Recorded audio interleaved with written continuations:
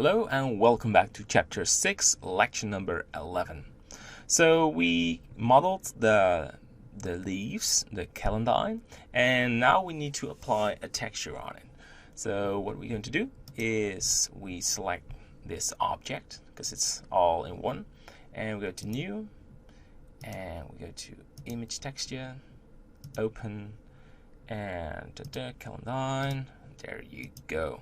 Perfect. We go to the UV editing, and it's probably going to this. No, I thought it's going to shade mode, but it's not. So let's select all of them in once, and you project from view. We still have the nettle, so we have to change that one. All right, come on, that one. Good. So let's scale it, and we hope to fit it in once. That will save us a lot of time. But yeah, that's quite hard. I was hoping there was a sort of a quick way of doing this.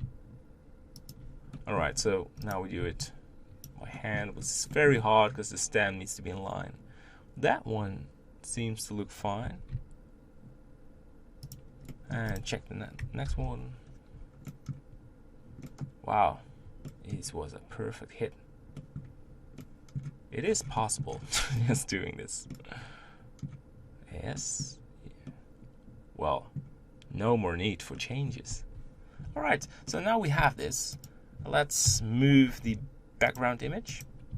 And I want to make separated objects. So Ctrl L, P, selection, and you select it, and we put this onto the origin and putting it right there, and you can continue.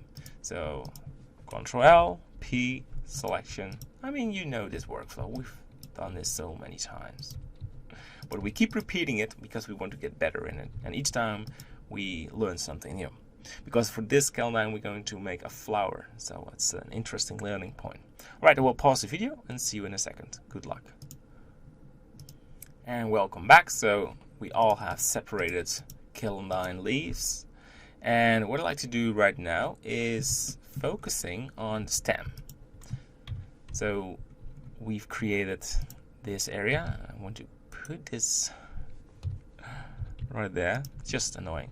Alt left mouse click and just check the shortcuts are disabled, and we remove these.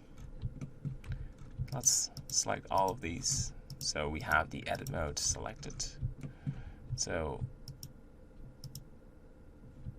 there we go, and Shift Alt mouse click, yes. And for that one, this one, and the final one, we want to remove the leaf part. We just want to have the stem to be a little bit different. That's area. Alright. Good. So I would like to go to the solid view and just move this a little bit down. So there's more depth in the stem. Just perfect.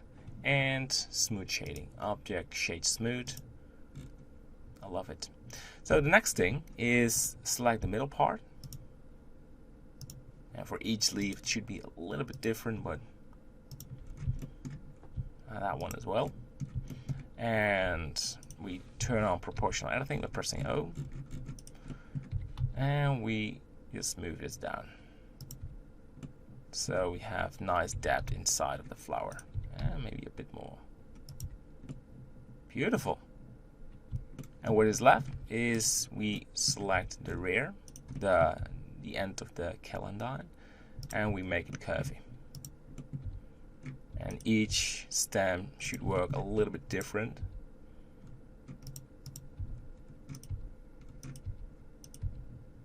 Alright, and the other ones as well.